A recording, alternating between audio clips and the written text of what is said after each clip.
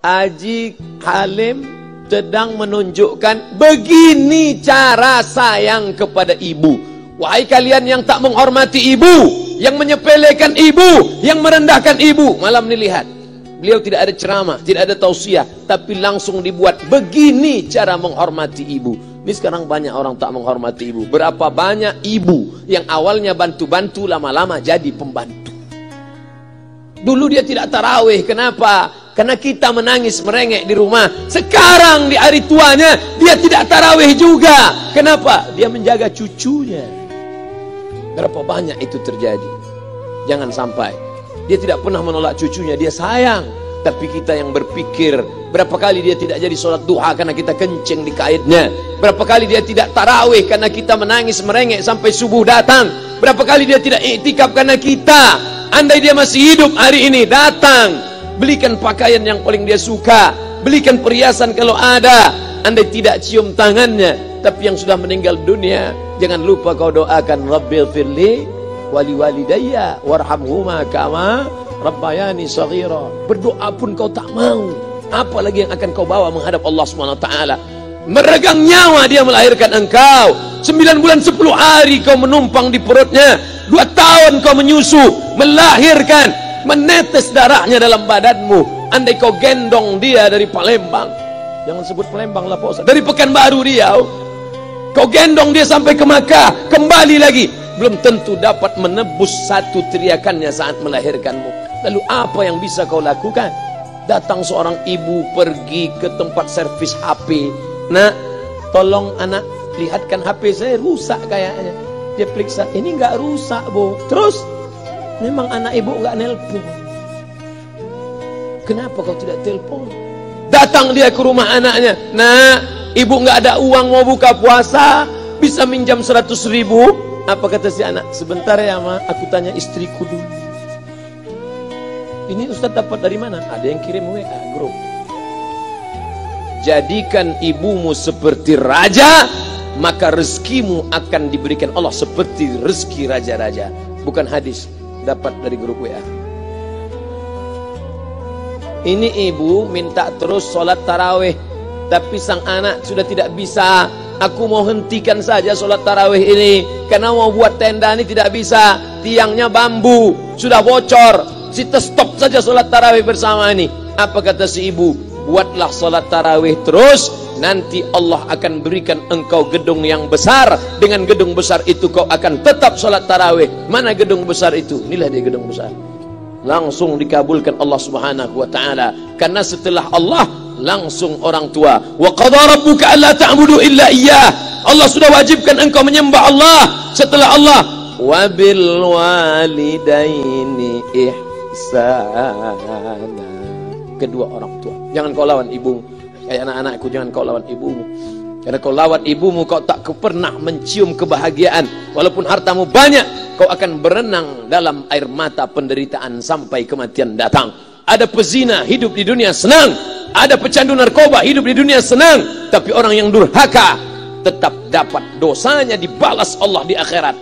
Di dunia coba dapat. Ustaz, kalau di akhirat dapat, di dunia dapat, untuk apa lagi di dunia? Yang di dunia itu DP-nya. Nanti di akhirat akan kau dapatkan cash-nya. Oleh sebab itu jangan main-main dengan ibu. Datang seorang laki-laki, ya Rasulullah, izinkan aku mati syahid. Karena orang yang mati syahid itu tidak akan merasakan sakratul maut illa kal qars, seperti cubitan pada tangan. Izinkan aku mati syahid, karena kalau aku mati syahid tidak akan ada azab kubur. Izinkan aku mati syahid, karena kalau aku mati syahid tidak akan ada hisab, langsung masuk surga. Nabi bertanya, alaka min ummin, ibumu masih hidup? Ibumu ada di rumah? Ya. Ilzam rijlaiha fathammal jannah, urus tapak kakinya, akan kau dapati surga di sana. Tak perlu kau mati syahid, tapak kakinya kau urus, kau dapati surga di sana. Kalau tapak kakinya kau urus dapat surga, apalagi kau urus kepalanya, apalagi kau urus badannya. Pulang dari sini, urus ibumu, mandikan dia, belikan pakaian yang baik, cari makanan kesukaannya. Kalau dia sudah meninggal, maka kau datang ke sana, langsung dapat tisu. Bapak Ibu yang dimuliakan Allah Subhanahu wa taala. Ini Ustadz suaranya menggelegar nih, marah apa? Enggak, saya tak marah. Terus dikasih Haji Halim buka nasi kuning tadi, makanya suara menggelegar. Dimasukkan Pak Kapolda daging sama ayam 3. Masya Allah, ini kari Palembang nih Pak Ustaz. Mantap, menggelegar suara kita di rumah. Bapak Ibu yang dimuliakan Allah Subhanahu wa taala, datang seorang laki-laki, kata Nabi sallallahu alaihi wasallam, nanti akan ada laki-laki yang datang kemari minta doanya kabul. Sahabat heran, kami yang hidup sama Nabi, kami yang perang sama Nabi, kami yang jihad sama Nabi, kenapa mesti minta doa dia? Dia tidak pernah ketemu Nabi. Pokoknya nanti kalau dia datang, minta doa sama dia. Setelah Nabi SAW meninggal, barulah dia datang. Orang itu bernama Uwais Al-Qarni. Kenapa doanya makbul? Dia merawat ibunya. Kalau ibumu kau rawat, doamu dikabulkan Allah Subhanahu wa taala. Apa yang kita lihat malam ini adalah buah bakti kepada seorang ibu. Ya Rasulullah, man ahaqqun nas bi husni sahabati? Siapa yang paling layak mendapatkan baktiku? Ummuka. Siapa lagi? Ummuka. Siapa lagi? Ummuka. Ibumu. Thumma man? Siapa lagi? Abuka. Kami, Ustadz, Jenderal Bintang 5, alim ulama, kami hanya dapat 1, sedangkan kalian ibu dapat 3. Ibumu. Kenapa ibu dapat 3? Karena ibu bisa melakukan 3. Ibu mengandung, ibu melahirkan, ibu menyusukan. Kalau bapak mau dapat 3, coba yang 3 ini. Pulang dari sini, pergi ke tempat jual kelapa muda, beli 1. Jangan dibelah, ikat di perut 9 bulan 10 hari. Kalau mau merasakan melahirkan, pulang dari sini, pergi ke tempat jual mangga. Telan bulat-bulat, keluarkan bulat-bulat. Emang enak jadi perempuan. Mereka luar biasa. Tanya ibumu, berapa kali dia meninggalkan puasa Ramadan? Saat mengandung engkau, 30 hari dia tak puasa. Saat menyusukan tahun pertama, 30 hari dia tak puasa. Saat menyusukan tahun kedua, 30 hari dia tak puasa. Saat dia mau ganti qadha tahun berikutnya, adik mau menyusul. Hari ini dia belum mengqadha puasanya, dia terhutang di hadapan Allah. Lalu apa yang bisa kau lakukan? Malam ini betul-betul disadarkan. Alhamdulillah, ibu saya masih hidup, umurnya 70 tahun. Saya akan pulang dari kajian malam ini. Nampaknya malam ini saya yang ceramah, saya yang tausiah, tapi saya mengambil pelajaran. Pulang dari sini saya akan lebih sayang pada emak saya. Saya lebih cinta kepada ibu saya. Saya malu, saya hanya pandai berceramah, berkata, tapi orang sudah mengamalkannya langsung. Haji Halim membelikan gelang ibunya 2 kali sampai 4 kali setahun. Gelang cincin sudah dibelikan 2 bulan, hilang. Kemana? Ada orang susah tadi aku kasih. Ternyata itu yang membuat rezeki melimpah ruah. Maka rezeki buah yang sudah matang harus kita joloknya dengan apa? Dengan berbakti kepada ibu. Bapak ibu yang dimuliakan Allah, saudara-saudaraku yang dimuliakan Allah Subhanahu wa taala. Ibu ini luar biasa. Sampai ibu, Ustaz jangan nunjuk pakai tangan kiri lah. Oke, pakai kanan. Ibu, andai ngomong ibu salah, tetap dikabulkan Allah Subhanahu wa taala. Ada seorang ibu memanggil anaknya, "Ya Juraij, wahai Juraij." Anaknya sedang beribadah.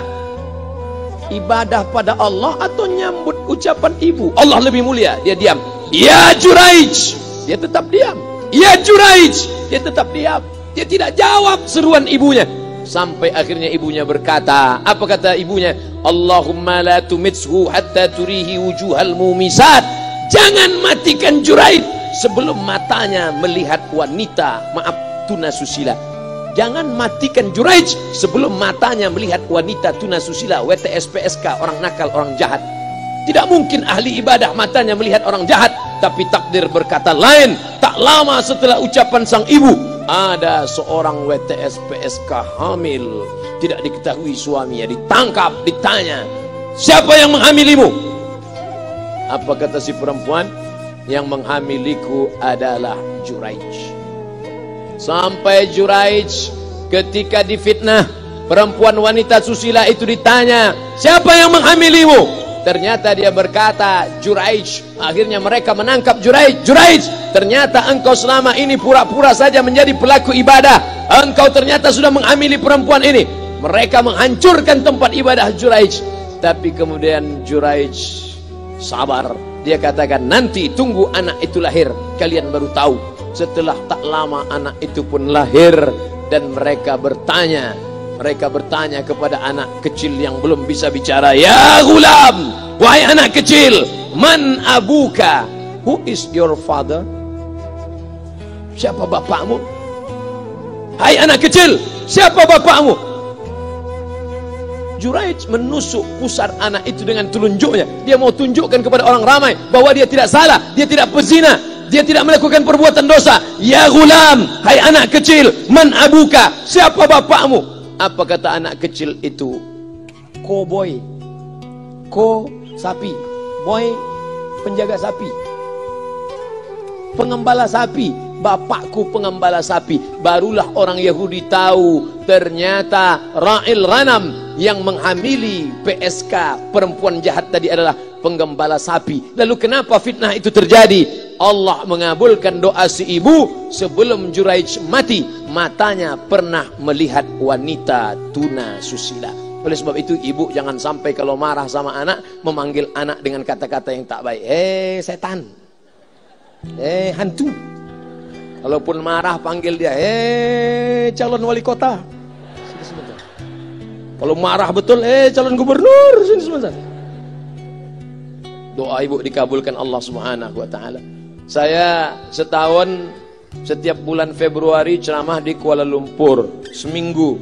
Kuala Lumpur, Selangor, Sarawak, Kuching, kemudian Malaka, Ipoh, Negeri Sembilan.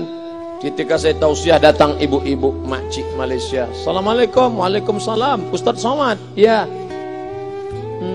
Saya nak jumpa dengan emak Ustaz. Loh, ngapa jumpa emak saya? Jumpa saya lah. Ustaz pasti dididik oleh seorang ibu. Saya ingin jumpa ibu Ustaz. Saya sangka dia mau jumpa saya. Ternyata ibu di tengah para habaib, diambil diri seorang profesor, dibalik diri seorang gubernur, wali kota, kapolda. Di dalam diri mereka ini adalah orang-orang luar biasa, tapi dilahirkan oleh perempuan-perempuan yang super luar biasa. Betul? Mereka ini semua dibesarkan perempuan. Makanya ada ungkapan al-jannatu tahta aqdamil ummahat, surga di bawah telapak kaki ibu. Tapi ada yang mengatakan itu dulu Pak Ustaz, sekarang sudah berubah, surga di bawah telapak kaki babysitter. Karena banyak yang menitipkan anaknya kepada penitipan anak. Jangan Bu, walaupun kau wanita karir, tidak seberapa itu, tidak dapat kau tebus kehilangan masa-masa manja mereka dengan pendidikan. Ini banyak ibu-ibu sekarang sudah tidak lagi mengurus anaknya. Padahal 6 tahun pertama, the golden age, usia emas, ibu harus ikat hubungan emosional dengan anak. 2 tahun pertama, susukan. 2 tahun kedua, lompat-lompat, lari-lari, lucu-lucu. 2 tahun ketiga, mulai menghafal surat-surat pendek. Umur 7 tahun, baru dia sholat. Begitu. Sekarang banyak. 2 tahun pertama, dia titipkan ke Al-Baqarah, sapi betina. 2 tahun kedua, dia titipkan ke PAUD dan BUUD. 2 tahun ketiga, dia titipkan ke TK. Akhirnya anak putus kontak. Setelah anak remaja, baru ibunya nanya, Ustadz, kenapa anak saya lebih mau curhat sama pacarnya daripada sama saya? Karena anak sudah lost contact, putus hubungan dengan ibu. Itulah yang dulu dikejar dengan wanita karir. Pergi pagi, pulang petang, peras keringat, banting tulang, tunggang langgang, lintang pukang. Tak dapat kau tebus dengan apapun. Oleh sebab itu, kalau kau sayang kepada mereka, besarkan mereka. Nanti setelah dia SMP, kau tetap bisa berkarir, tetap bisa apapun. Tapi usia emas ini tetap jaga mereka. Di balik anak-anak yang luar biasa, ada ibu yang luar biasa. Di mana letak ibu luar biasa itu? Inilah dia, ibu-ibu semua insya Allah. Amin.